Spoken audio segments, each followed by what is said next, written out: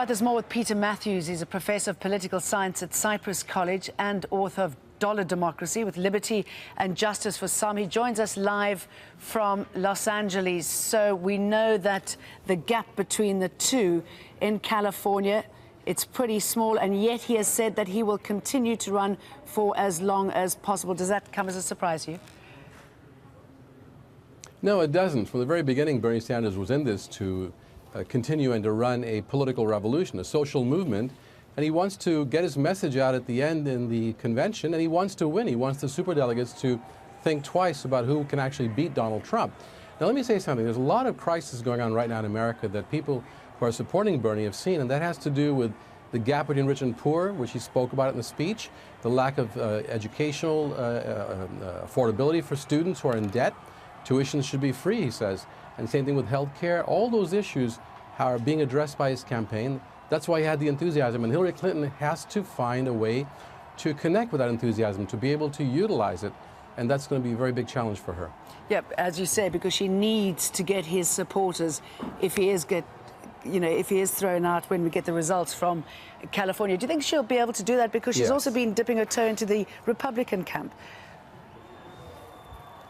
Yes, she has. She's been appealing to Republicans to help donate to her campaign as well as to support her. And that will make the Bernie people, who are very progressive in terms of social justice, be very skeptical of what she's trying to do. They'll say, is Hillary really for the political revolution, the social justice and environmental justice revolution that Bernie's for? Or she's just saying this to get our vote right now, and that's going to be a major problem for her to convince them. But the point is that Bernie has struck an amazing position. He says change has to come from the bottom up. That's the talk of a leader of a social movement. And that's what has to be done. And people have to know that Hillary can actually do that, which is very difficult for Hillary to say because she's always come from the top down. And that's been the way she runs campaigns. She's raised a lot of money from the Democratic donors and lobbyists and political machine and banks. And that's going to be a very difficult image to overcome for her. She's and have we seen damage and done Donald Trump to will be hammering her. Sorry, to the Democrat camp, considering the two represent two such opposing sides?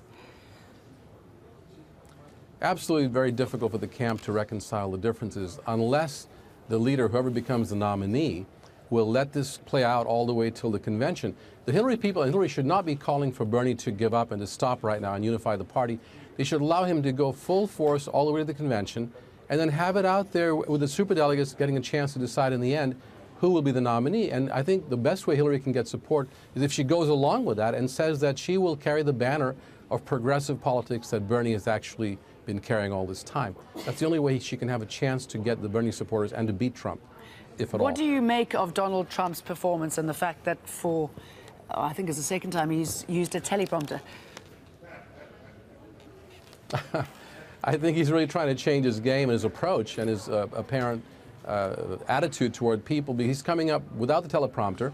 He's coming up with some off-the-wall remarks that are just really setting him back and showing some of his true colors, and that's not good for the Republican ticket or for the people on down ticket. It could cause a disaster in the Republican congressional races if he's perceived to be the party leader and then denigrates Muslims and Americans and also Mexican Americans and others and women. And those kinds of statements are just outrageously dangerous, bad for the party. So he's using a teleprompter to save himself from that, I think. And let's see how well he can read from a teleprompter. He's quite a public relations specialist. Peter Mathews, thank you.